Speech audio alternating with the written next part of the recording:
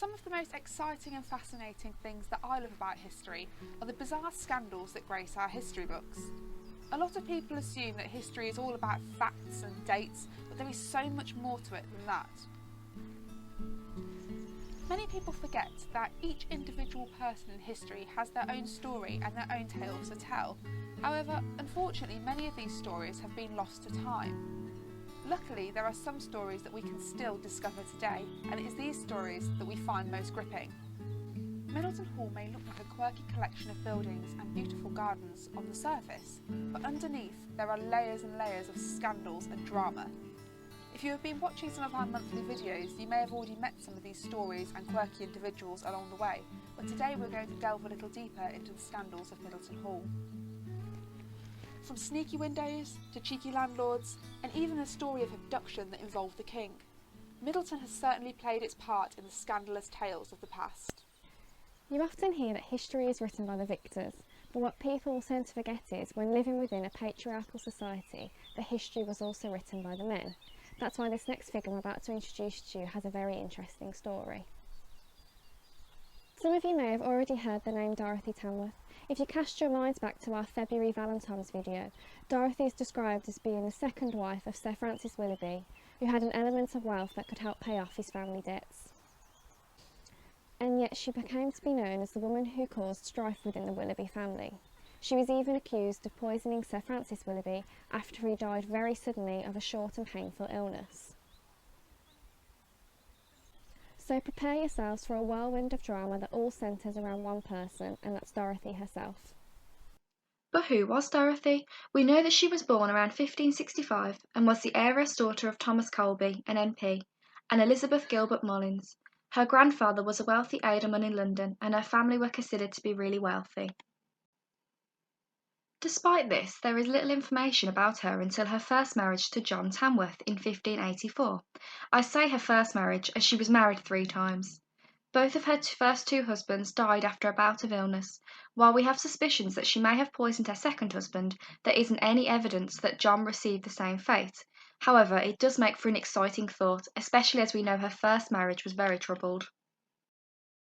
Dorothy and John had 6 children, but here's where the scandals begin. There is a record of John disputing the paternity of their twins, Colby and Dorothy, born in 1587. Why did he have suspicions that the twins were not his children? Had Dorothy been suspiciously sneaking off and had found another lover? John seemed to think there was something scandalous afoot. In his will, he left his suspicions of an adulterous affair and a belief that the twins weren't his. Thus, he decided to leave most of his property to his brother rather than Colby, the male twin and eldest boy born to Dorothy. The patriarchal system didn't allow women to inherit property or money in most cases, so neither Dorothy nor their eldest daughters Bridget and a young Dorothy would inherit anything automatically. After her first husband died in around 1594, Dorothy was introduced to and married Francis very quickly, merely 1 year after John had died.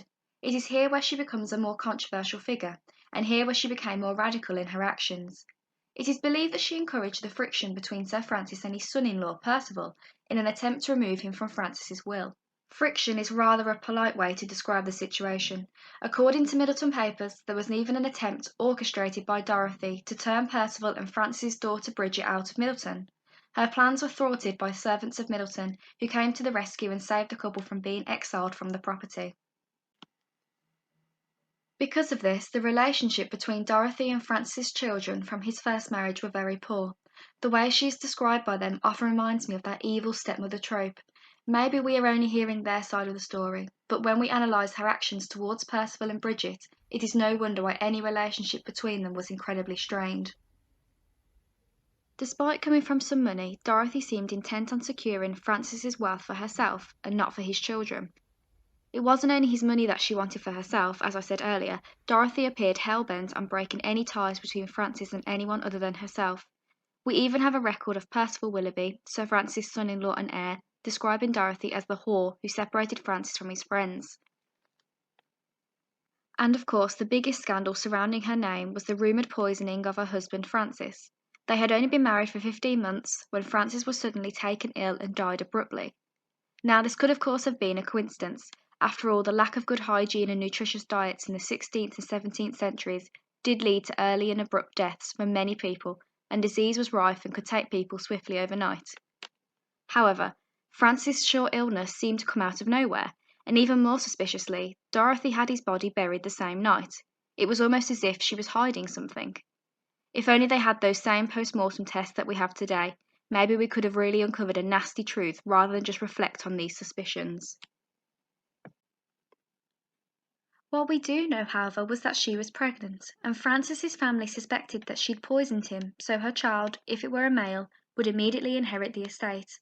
In fact, Percival Willoughby was so suspicious of Dorothy's behaviour that he sent for a troop of royal guards to stop and search everyone who came to Middleton Hall, so she could not introduce a changeling baby boy.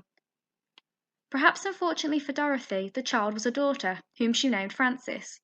Percival's suspicions about her were not unfounded. Dorothy actually tried to pretend that the baby Francis was a boy in an attempt to inherit the Willoughby lands. After Francis Willoughby's suspicious death, Dorothy would often bitterly complain to Sir Robert Cecil that Frances had made no provision for her daughter Frances, and in her words, her ancient enemy Percival was working against Frances's interest to try and stop her from inheriting anything from Francis.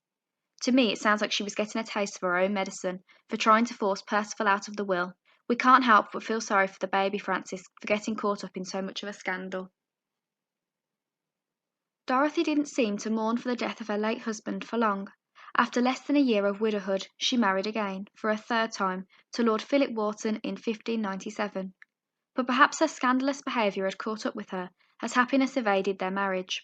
Quite rarely for the time, the couple separated in 1602, and the marriage became deeply troubled. It seems Philip did not pay much attention to Dorothy, and in her own words, she complained that "my lord husband has long since taken me from all my living, refusing my company without colour of course, and notwithstanding that I brought him an honourable living, turning me and all of my children to beg, were it not for the help of friends." After their separation, any record we have of Dorothy seems to fade away into the past. She may have been a controversial figure and could even have been disliked by some for her behaviour and suspected actions, but she is a part of Middleton's history, and she broke away from the meek and vulnerable female figure that often portrayed women of the past. Whether you like her or not, one thing is for sure, she certainly added to the many scandals experienced at Middleton Hall. That concludes our first scandalous story. Do you think that Dorothy would have evaded suspicion today? She certainly seemed to be a woman of her own mind and keen to get what she wanted. That leads us on to a second story about Philip de Marmion, another individual who always wanted to get his own way. So much so that he had a feud that went on for decades. Let's find out more. One of my favourite and scandalously funny stories about Middleton Hall centres around Philip de Marmion. He was born in Tamworth in around 1210 and he was a highly influential nobleman.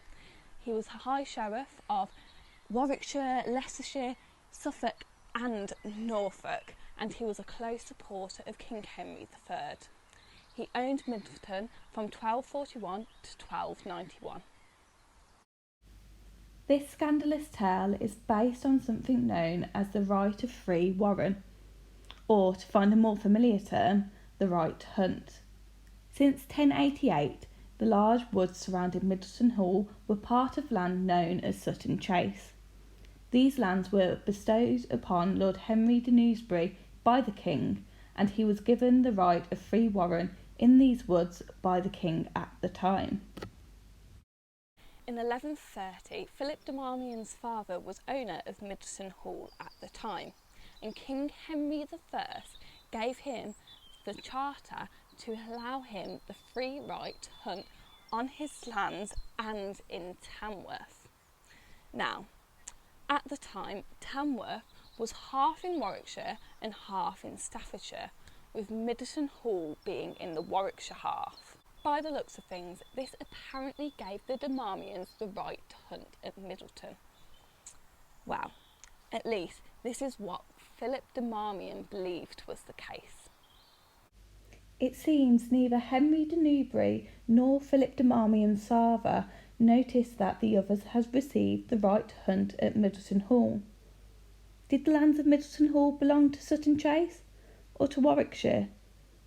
Their oversight has become a point of fascination for us in the present day. The two conflicting charters were to cause a massive and long-running feud between Philip de Marmion and Ella, Countess of Warwick, and led to a rather scandalous prison sentence. But for who?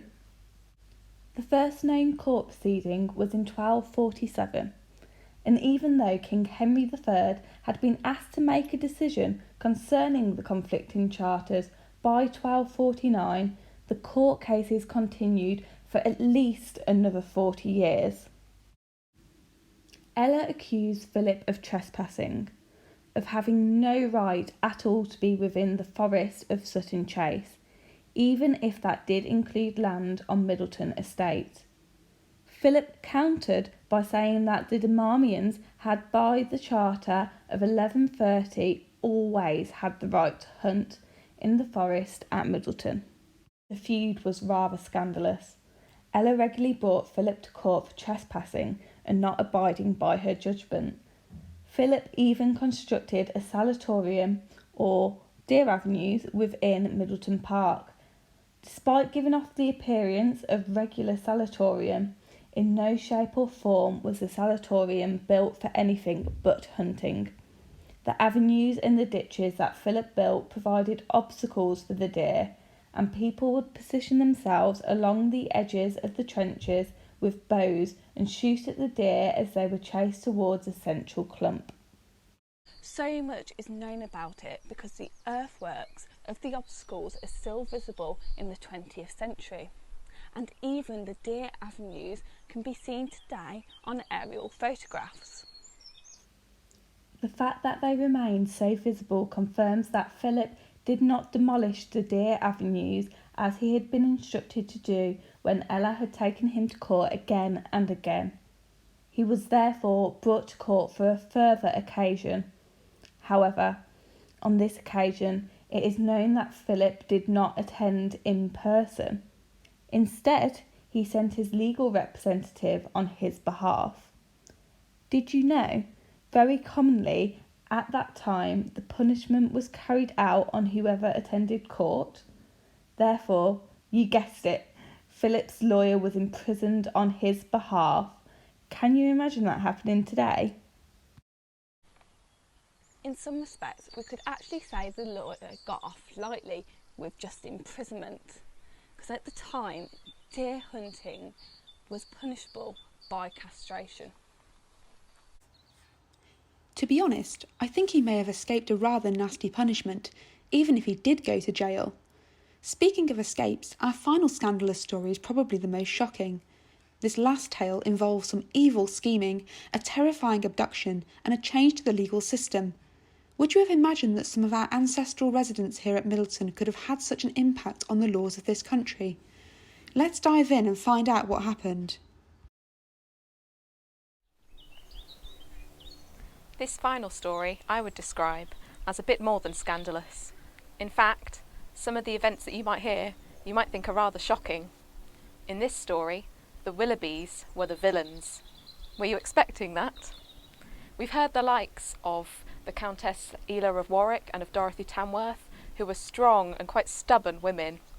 But for Jane Sacheverell, whom this story centres around, she didn't quite get the chance to stand up for herself like those other women. Let's dive in and find out more. Jane was born in the early 1450s and was heiress to a wealthy family in Derbyshire. Her father was lord of a manor and her mother was the daughter of Lord Thomas Booth, meaning Jane was deemed to have very respectful family roots. Apart from that, we don't know much about Jane before she was married to John Sacheverell, who fought for Richard III at the Battle of Bosworth against Henry Tudor. John died in that battle in 1485, leaving Jane a widow with an underage son to care for, who is in line to inherit 2 estates. To men of that time, Jane was a huge prize to be won. Her vast wealth and widowed status made her very eye-catching. In fact, one suitor, William Zouche, wasted no time in courting her straight after her first husband's death, and very quickly they were betrothed. However, this is where our story takes a dark turn. Before her wedding, Jane decided to take a journey to visit her soon-to-be in-laws, and on her route back, she was ambushed by a party of over 100 men and abducted. The man leading the ambush? Henry Willoughby. But why did this happen? What did Henry want to achieve out of this? Well, Henry was very aware of Jane and her son's inheritance, and he wanted all of that money to belong to the Willoughbys. Therefore, he hatched an evil plan. He decided to marry Jane off to his brother, Richard Willoughby, and then assume all of her inheritance. As was quite common for men at the time, they would inherit all of their wife's wealth when they were married. Quite unusually, however, Richard and Henry Willoughby were penniless and landless, and so really thought that they needed that money, but they thought the best way to do that would be to take it from Jane, rather than wait for their relative, Margaret de Freville, to die and then get the money in 1493. This was all happening in the middle of the Wars of the Roses, and the Sacheverells were on the opposing side to the Willoughbys. Henry Willoughby was being attacked by his neighbours on a regular occurrence because of his loyalty to Henry Tudor. Willoughby had also been trained in specific warfare tactics and military behaviour that could only be compared to that of guerrilla warfare in modern-day terms. He certainly didn't seem afraid of an unfair fight. Poor Jane really suffered during her abduction. Let's just take a step back from all of the action and the drama and think about how Jane must have been feeling. She had been torn away from her son and her future husband and had been abducted by 100 men. Can you imagine how that must have made her feel, being torn away from all of her comforts and her peace? We don't know how much of a love match it was between her and her future husband, William Zouche, but we can safely assume that she wasn't prepared to have been taken away and forced to marry someone else, and she must have been horrified and so scared to have been placed in that situation. What could she do? She was trapped and alone, locked away with no way to contact her loved ones. Is this the end of our tale? Thankfully for Jane, people recognised her absence and grew concerned. Whispers and rumours filled the streets until finally the truth of Jane's abduction and of the Willoughby brothers' foul play came to the forefront. A petition was sent to Henry VII's Parliament in the last few weeks of 1485, mandating that Jane be returned home or else, and seeking that the Willoughbys be tried and punished for robbery and ravishment, and reminding the king of Jane's right to sue for false imprisonment, trespassing, and other more personal crimes. It was this petition that also asked the king to consider all crimes of riotous dealings towards women and widows be eschewed from this point onwards. Now, we don't believe this petition was written by Jane herself, as she was still imprisoned by her captors at this time, but it does bring a level of comfort to know that she had people supporting her and campaigning for her. Whomever it was that wrote the petition may have saved Jane's life.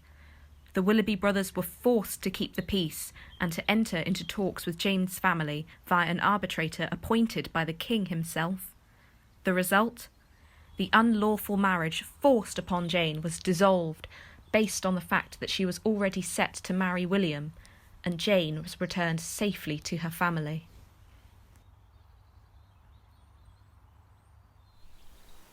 But what of the Willoughbys? Surely they were facing a serious punishment for their heinous crimes and their lack of empathy. Well, they were ordered to pay Jane and her husband 100 marks, which is about £26,000 in today's money, but that was it. They faced no other punishment for their crimes of abduction and assault. You might find that extremely surprising, but we have to remember that back then in those days, this type of crime wasn't seen as illegal. Those men may not have got their just deserts, but we can say that this event did lead to a landmark change in politics and the law. Jane's experience almost certainly triggered a change to the law in England that meant that property-owning women or heiresses could not be forcibly abducted, married or raped. This may seem like something that is so obvious to us today, but back then it was a truly revolutionary change to the legal system. Some people view this as the birth of women's rights. Jane did manage to move on with her life. She and William Zouche were married in 1487, and then when he died, she lived a religious life. We have records that say she ran a priory very well until it was dissolved, and then in 1537, when she died peacefully, all of her inheritance went to her Sacheverell heirs. None of it went to the Willoughbys. Jane may have had a traumatic life, but I can say she did have a happy ending. These three stories are just some of the scandals that can be attributed to Middleton's residents. Which did you find the most scandalous? Throughout its centuries of history, Middleton Hall has experienced its fair share of twisted tales and shocking stories. You can read about many more in our history archive. Thank you for watching.